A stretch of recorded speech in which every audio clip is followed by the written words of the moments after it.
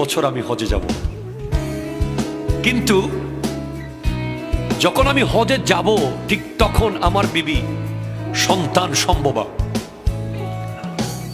আমার বিবি একদিন আমাকে বলল, স্বামী আমার খুব গোশত খেতে মন চায়।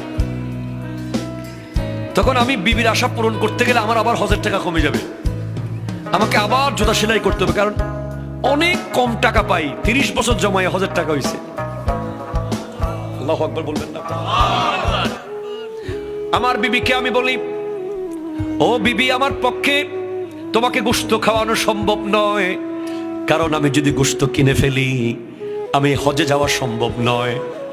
বিবি বলে, আপনি একটু যান না, আমাদের পাড়া প্রতিবেশীর কাছে যান, কেউ কি পায় না একটু গোশত দিতে।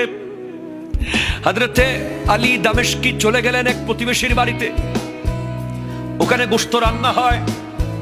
প্রতিবেশীকে গিয়ে বলে, ভাই যান, বাবা যান, আমার বিবির জন্য